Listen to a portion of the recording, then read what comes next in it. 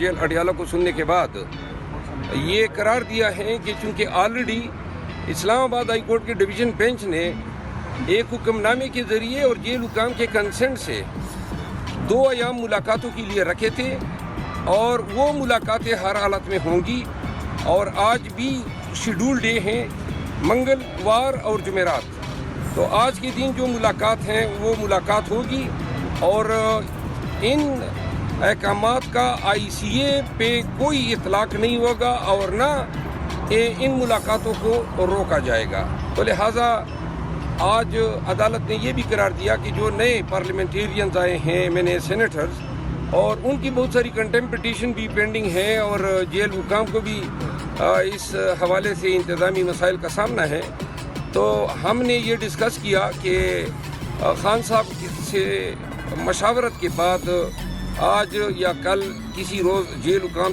کے ساتھ بیٹھ کے ہم SOP پہ منظوری دیں گے کہ نئے لوگوں کی ملاقات کا طریقہ کار ہم وضع کر سکیں، تاکہ وہی لوگ خان صاحب سے مل سکیں جن کے ساتھ خان صاحب ملنا چاہتے ہیں۔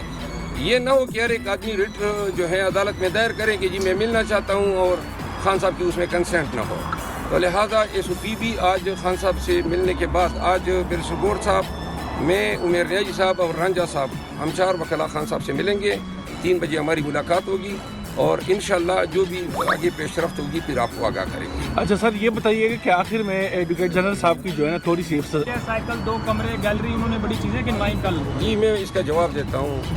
عطا تارڑ صاحب نے 2 باتیں کی ہیں۔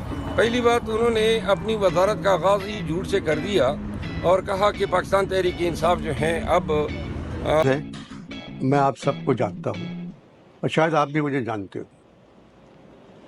پچھلے دنوں کچھ خبریں سرگرم تھی، ان کی وجہ سے میرا جینا حرام ہو گیا تھا۔ دنیا بھر میں میرے چاہنے والے ہیں، ہر ملک سے ہر شہر سے فون آ رہا ہے کیسے ہو؟ میں بالکل ٹھیک ہوں۔ جو کچھ آپ سن رہے ہیں وہ ہوا نہیں ہے اور نہ ہوگا۔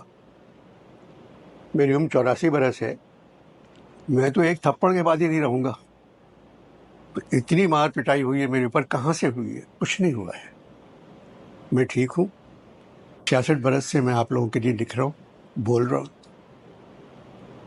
مجھے اپنے سپاہیوں سے محبت ہے جو سرحدوں پر ہم لوگوں کی خاطر جانے دے رہے ہیں۔ یہ سب کچھ میں کسی کے کہنے پہ نہیں بول رہا ہوں، یہ اپنے دل سے بول رہا ہوں۔ اور یہ فون ہے میرے پاس، اس میں کیمرہ بھی نہیں ہے، تو کہاں سے میں ٹویٹ کروں گا؟ میرے 42 اکاؤنٹ چل رہے ہیں میری تصویر کے ساتھ جو کہ جعلی ہیں۔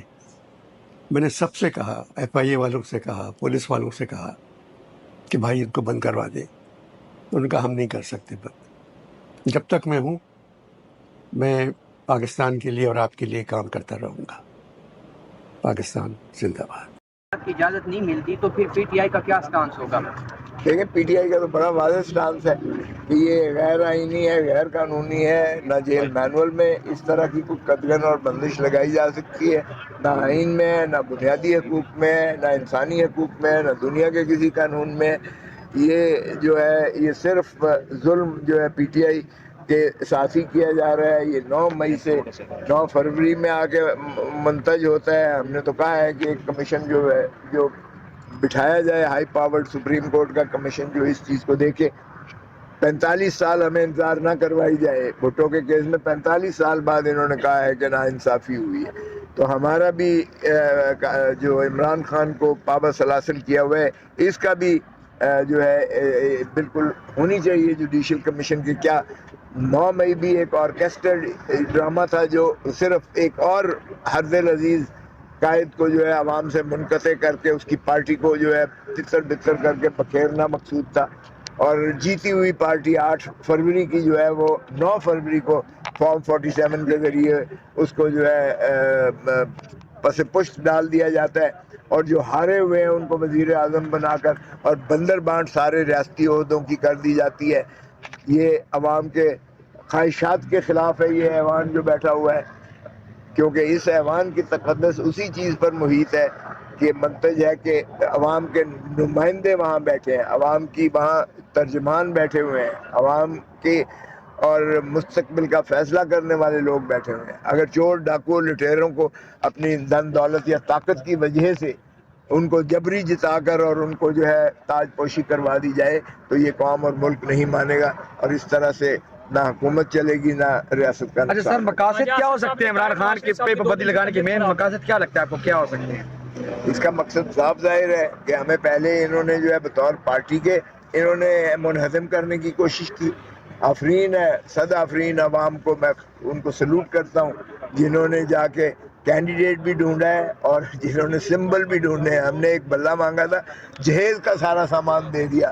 کوئی آلو ڈھونڈ رہا تھا, کوئی بینگن ڈھونڈ رہا تھا, کوئی دروازہ ڈھونڈ رہا تھا, کوئی چارپائی ڈھونڈ رہا تھا, لیکن انہوں نے بلے کو نشان نہیں دینا تھا, انہوں نے عمران خان کو ووٹ دینا تھا. اور انہوں نے چن چن کے دیکھا ہے کہ عمران خان کا امیدوار کون ہے. بلہ لے لینے سے بھی انہوں نے جو ہے اس کا کوئی فرق نہیں پڑا ہے. پاکستان تحریک انصاف کو اور عمران خان کو بھرپور انداز سے انہوں نے ووٹ دیا ہے.